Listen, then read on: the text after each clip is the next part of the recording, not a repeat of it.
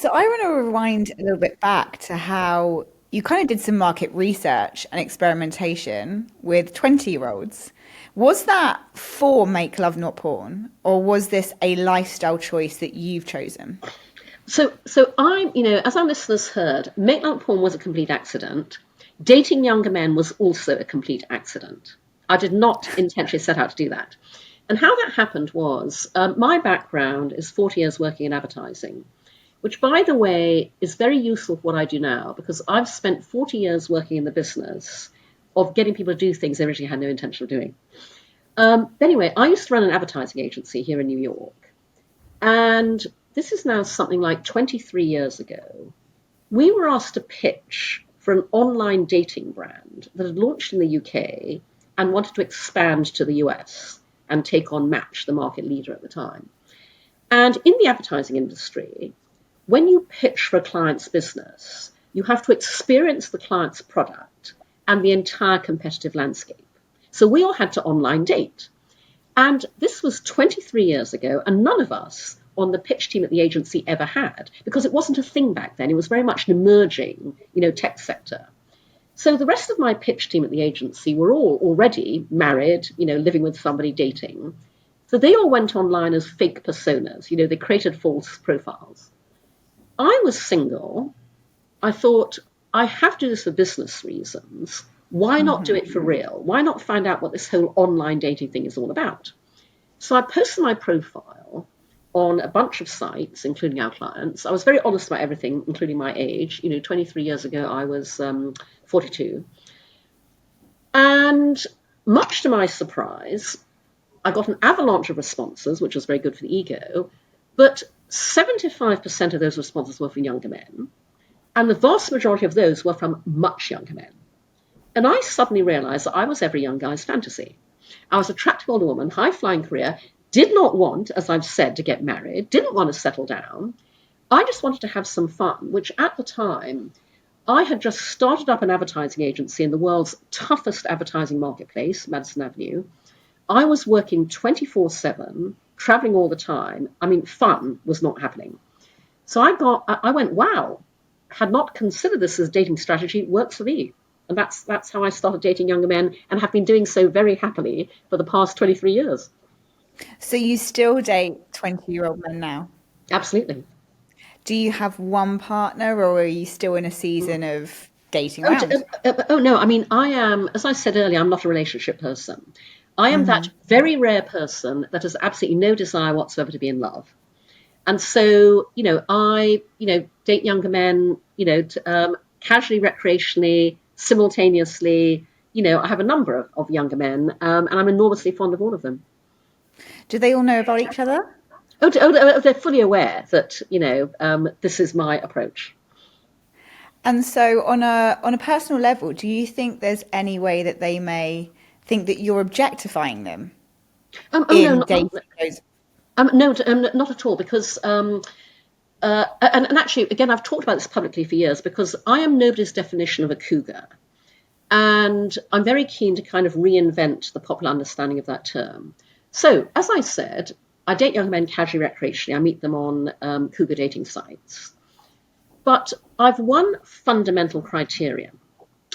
No matter how casual the relationship, they have to be a very nice person. I have fantastic radar for very nice people. As a result, I only date utterly lovely younger men in an atmosphere of mutual trust, respect, affection, liking. And so, rather ironically, my so-called casual relationships go on a lot longer than most people's so-called committed ones. So I date younger men off and on over periods of 2, 3, 4, 5, 10, 15 years. They may go on to date women their own age. They may go on to marry women their own age. We stay friends. We like each other. We might meet platonically for coffee or drinks. Every so often those relationships end, every so often those marriages end, they come back. It's very nice. I'm friends with a ton of them on Facebook. I'm connected with a ton of them on LinkedIn.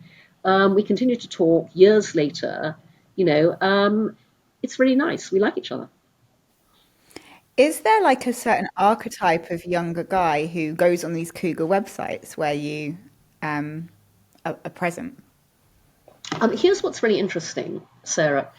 Even I, who champion this relationship model, even I am gobsmacked by the number of younger men on cougar dating sites who want to date older women. And when I say date, I mean date. They don't all just want to have sex with older women.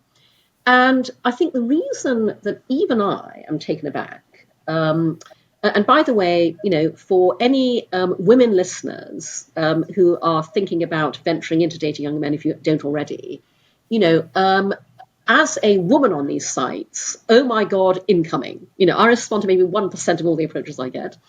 I think the reason I'm taken aback is because it is still, even today in 2025, in our society, the case that older man, younger woman, no one bats an eyelid.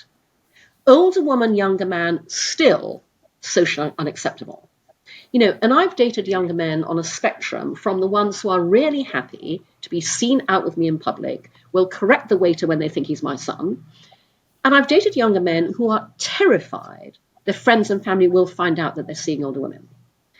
And if we didn't have that ludicrously, double standards, gender biased perspective, the world would be much more aware of how many younger men there are out there into older women, and vice versa, by the way, in the same way there are so many bloody older men out there into younger women. And by the way, also young women and older men, which is absolutely fine. So, in terms of loving them and falling in love with any of your partners, is that something that you feel and you relate to? I know you said something about love that you don't really quite Yeah. believe in it. No, I'm that very rare person who does not want to be in love. As I said, I'm not a relationship person. I've no desire whatsoever to be in a relationship. I adore being single. I love being on my own. And by the way, I think there are many more people like me who've absolutely had that understanding obfuscated by family, friends, and popular culture. There are many people living lives they don't really want to live because it's what their parents wanted them to do, what all their friends were suddenly doing simultaneously around them, getting married, having kids, what popular culture tells people they should do. And, this is why I say to people, honestly, stop, take a long, hard look inside yourself and ask yourself what would really make you happy, because it may not be what the world tells you will make you happy. So yeah, but obviously when I was younger, teens, 20s, I thought I was in love. It was infatuation. I'm eternally grateful that every boyfriend I had at Oxford dumped me at my university, because at that age, in my late teens, I thought I was in love with them. I would have happily married them, and I would have willingly ruined my life by doing so. Somewhere in a parallel universe are divorce papers with my name on them. So no, I am blissfully happy on my own. That this is why dating younger men works so well for me. And I don't want to be in love, and I do not want to be in a relationship. But you have a platform that's make love, Yeah, not porn. yeah. So you obviously love love. Yeah, because obviously I see it all around me. I mean, my parents had a phenomenal marriage. They were madly in love, and they were married for 60 years.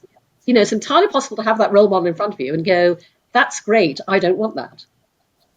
Amazing. Was there a moment in time where you chose that for yourself? Honestly, nothing conscious. This is the result of 65 years of life. The older you get, the more sensible you get. That's experience. But there was undoubtedly a moment. So, as women, from the moment we're born, we are told that our entire life is a search for the one.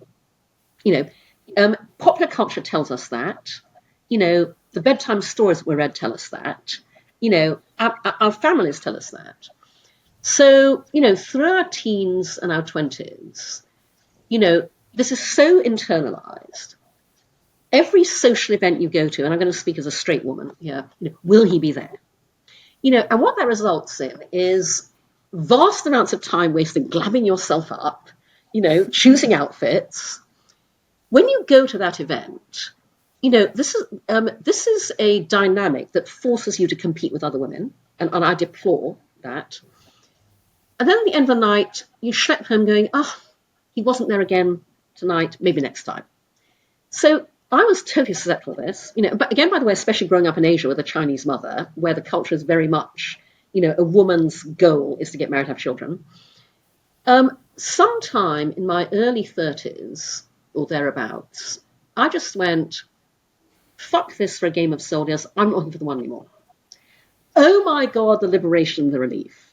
I could go to social events and just enjoy myself.